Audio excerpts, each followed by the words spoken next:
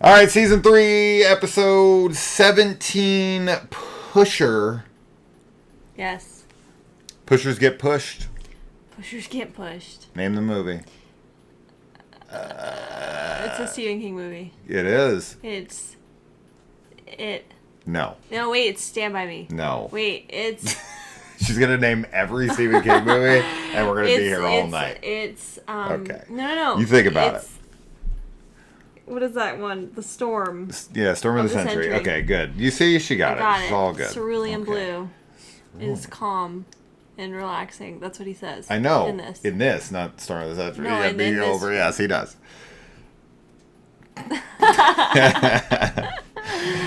So, yeah, our killer here, he's really into muscle milk.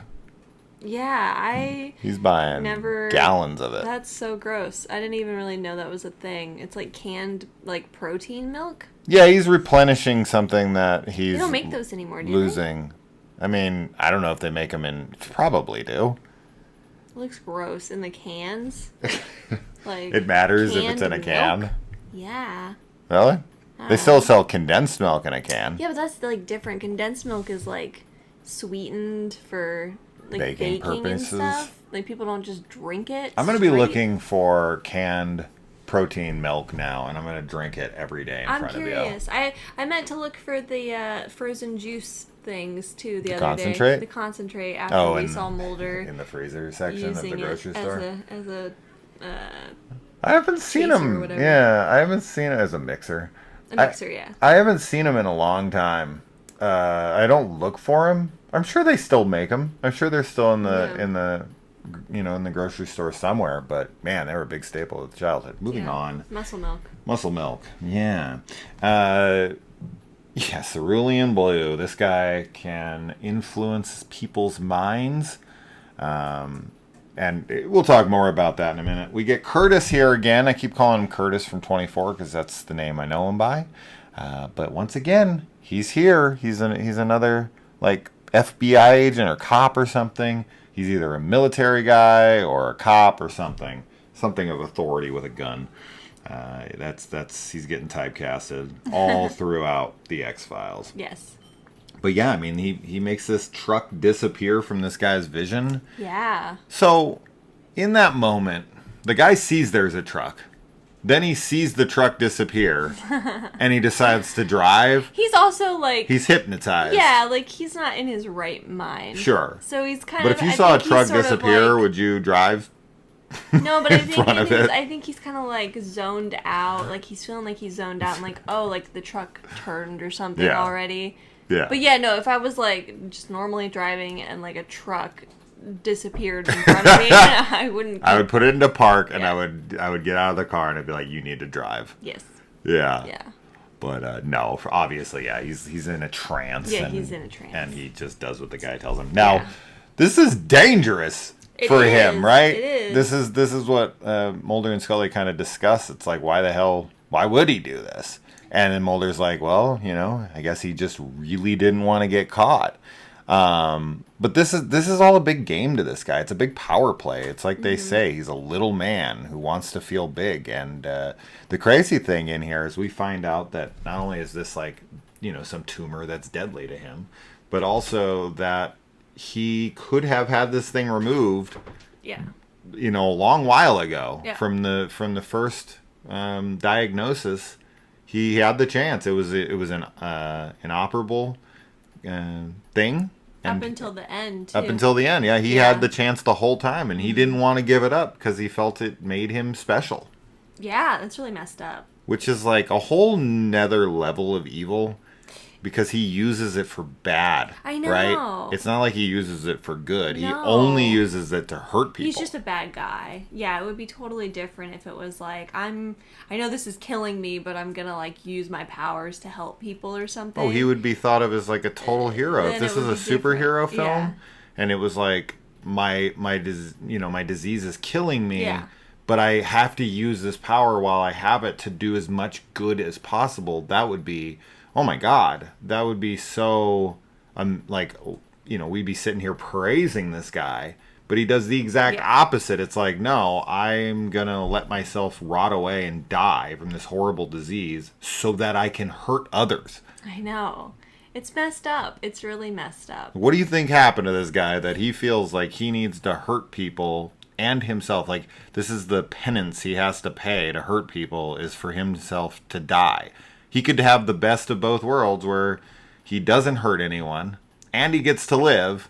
Because it would be one thing if it was like he got a death sentence and he's like, that's bullshit. Mm-hmm. This is unfair. Mm-hmm.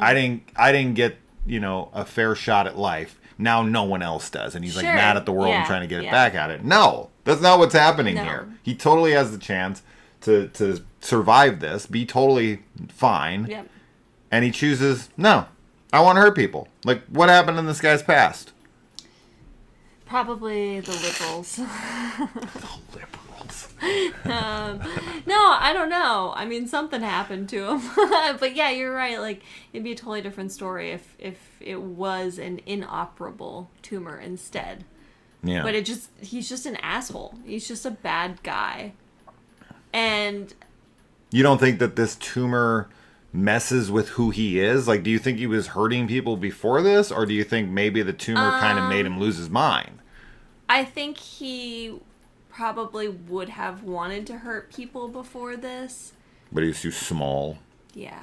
I think that, like, getting the power just kind of unlocked who he was. It would be totally possible for the tumor to, like, because tumors do impact, or they can rather impact your personality and all kinds of stuff. Absolutely. But that's not anything that's talked about in this. There's no like, oh, like we talked to this person that used to know him and he was so kind and sweet. So I think he was just always like this. And it was just using this to his advantage, to the disadvantage of everybody else. But this is another episode that I kind of, like, I remember fairly well from when I was younger watching it. Yeah. Specifically the ending when Mulder's, like, in a staring contest with him. Well, this is, like, ripped kind of out of one of the more famous scenes in film from The Deer Hunter. If anybody thinks of Russian roulette, you can't not think of The Deer Hunter. That's like the most famous Russian roulette scene. So when they're playing Russian roulette there, of course, that's all I can think about while I'm watching it. But yeah, that's a tense scene. I mean, you know tense. That like Mulder and Scully aren't gonna die, so it takes some of the tension out of it. Had it been a different character, someone that we had grown to like over time, or at least through this episode, and it was them in that situation, especially if it wasn't Scully sitting there, like at least it's a Mulder or a Scully. It's like they're probably gonna they're definitely gonna get out of this, but like someone else who maybe has had less screen time. Like, are they going to take the bullet here? Who knows? That would have added to it because, ultimately, this is just kind of like a filler episode, Monster of the Week type of show. And it's like, they would, if they're ever going to kill off Mulder or Scully, it's sure shit ain't happening in an episode like this. So it drops the tension out of it a bit, but it's still a tense scene. It's tensionless in the sense of like, ultimately how it's gonna armor. Yeah I get that for sure. I do like in this episode, so he after he escapes, he goes to the FBI like headquarters, and he has like a piece of paper that says pass on his jacket that he like walks past the guards and everybody with, and he goes to this file room, this lady who had been assaulted previously, and he like gets her to log into the, like, the files and everything on the computer, and then Skinner comes in, and I don't think he really tries to influence Skinner that much. But I like what you had said though. I think that Skinner is more like strong-minded. Same thing with Mulder, obviously at the end, like he's able to fight him, but I like that this kind of shows Skinner as like he's not easily influenced, and it sucks because this girl like was literally just assaulted, so she is very vulnerable. Whether she would be that way, mentally, if she was she fights fine. Against it pretty good though. She does try and fight against it, but it's like it sucks for her. Because then afterwards she's like so upset and sorry for like attacking Skinner. Which isn't her fault, obviously. Like, she was being influenced and manipulated. Yeah. But I do really like that whole scene with Skinner coming in and, like, fighting him. The thing I get from the Skinner scene is when he walks in, he tries to bullshit Skinner, and Skinner ain't having it, right? He tries to say like, "Oh, she was just helping me." He's talking to him. Yeah.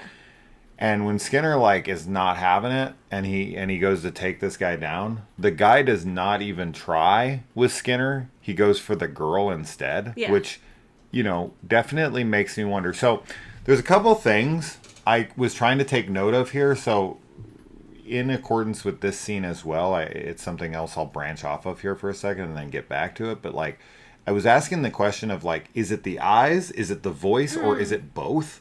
Do you have to have eye contact with them and the voice? Now in the car in the opening scene, I don't think he's looking at the guy. I think it's just the voice. He's saying the Carillion blue, Carillion, fucking Star Wars shit. That's Corellia. I was for some reason putting them together in my head, and I don't fucking know why. Cerulean blue, which is what the side of the truck says. So I don't really understand that because he couldn't have seen the side of the truck, but it literally says cerulean blue on the side of the truck when they're looking at it. So I don't understand that. That kind of confused me. I mean, he's talking about the shade of blue, and I feel like it just happened to be that is a huge coincidence. Or maybe it's like a brand specifically, and he like a brand of a trucking company. Yeah, and he like knows it. Yeah, that's possible too. Maybe. I don't know whether it's the eyes or the voice. I was also just thinking about that too. I think it's the voice because the scenes we've seen, I feel like he doesn't look at everyone he influences. Yeah, the only scene that kind of threw me off on that was when he goes through the metal detector at the FBI press. Like, it's before he says anything. The guy kind of already seems like he's in a trance, and then he just asks, like, where the filing room is or whatever, and he tells him. So that was the only scene that I really felt like maybe doesn't line up to that. To add to that though as well, he's also walking through an FBI building, and he has the handwritten press pass on as he's walking, and no one says anything, and they're looking right at him. Yeah, exactly. So that's another thing that I was kind of like, I don't know, I don't understand this. Now the guy wants to get caught. He's very cocky. Yes. Like this is the game to him. He likes to push it. He likes to like, see how far he can take it. Yeah. It is all a game to him. Getting back to the Skinner thing, though, it does feel like he's encountered people like Skinner in the past, and that he realizes Skinner isn't. It's kind of like the Force, bringing up Star Wars again here. There's certain people who aren't influenceable. Right? You've got the stormtroopers, and Obi-Wan's just like, these aren't the droids you're looking for, and they just like instantly like, these aren't the droids I'm looking for, right? Yeah. As to where with like Watto on Tatooine and the Phantom Menace, Qui-Gon's kind of like, he's like, the Imperial credits will do just fine, and he's like, no, they won't. Yeah. And of course they have to enter the pod race and all that stuff because Watto's not taking it. It's like he's just too strong-minded, as he tells them, like, what are you doing with your hand here? Is this Jedi mind trick? I have a strong mind. It ain't gonna work on me. It's true.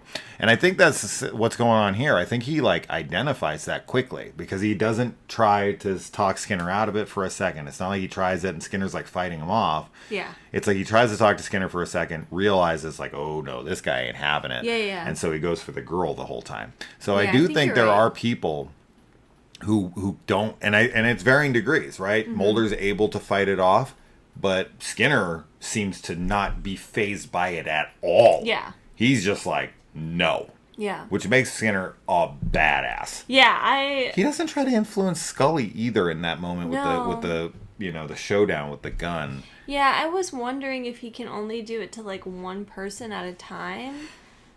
Which would be weird though because of the whole like him walking through the FBI place. Yeah, it doesn't make sense.